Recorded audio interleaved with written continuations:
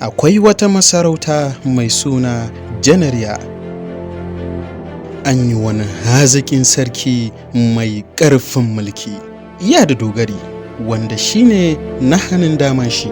Duk wani sirrin sarki na fili da na ɓoye ya sani, ya fi kowa sanin masarautar Janariya.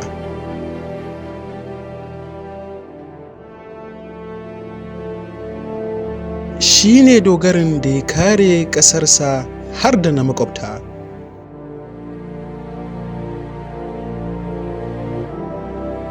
Wata rana kwatsam sai wani abu ya faru. Mai martaba! Mai martaba! Mai martaba! Mai martaba!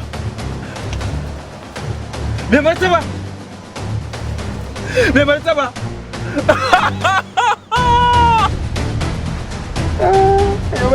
Shi ne wanda ya fara sanin sarki ya rasu. Ya rasa ya zai, sai tunani yake. Za a tuhume shi da kisan sarki, wanda sanadiyan haka zai iya rasa ransa. Amma idan ya ciro kambun sarki ya sa a hannun shi, babu wanda zai tuhume shi, ya zama sarki kenan. Amma idan ya zama sarkin, mutanen gari, ahalin sarki da nashi ahalin, babu wanda ba zai yarda cewa shi ya kashe sarki ba, wanda hakan zai ɓata tarihin jarumtakarsa da duk wasu wahalhalu da ya sha a baya, duka za su rushe. Duniya za ta kalle shi a matsayin wanda ya kashe sarki. Kawai sai ya fawwala wa Allah komai. Suka kamo shi suka kai shi magarkama.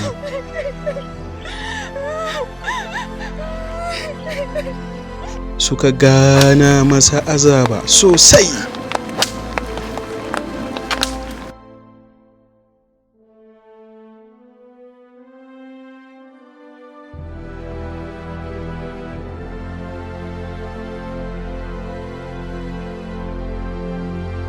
Sai su yi kwanaki ba su ba shi abinci ba.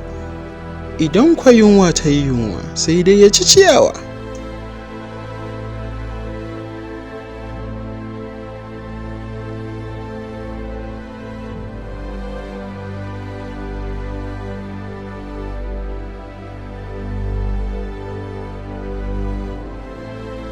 Ruwa kuwa sai dai idan ana ruwan sama yake samu ya jiƙa maƙogwaronsa.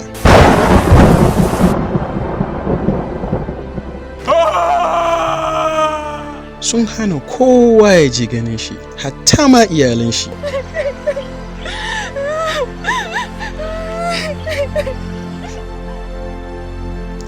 Bayan shekaru 15 suka sake shi.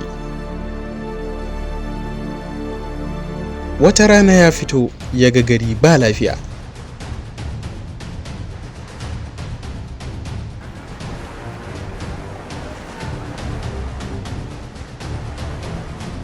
Mutane suna ta mutuwa, ba tsaro, ba kuma kwanciyar hankali.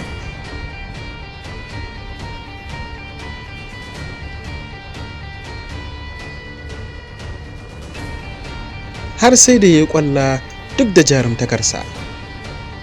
Tun daga nan ya ƙudiri niyan zai karɓi mulkin garin don ƙwato mutanen garin hakkinsu. Wannan shine labarin jarumi dogari a masarautar Janariya. To amma wane ne wannan jarumin haka?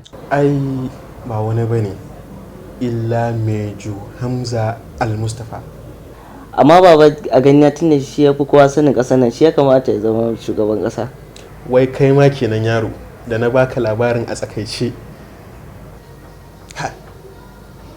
Allah ya ba wa Mejo Hamza Al-Mustafa ƙasar nan. Amin amin amin. Yanzu barin baka kai bacci da safe?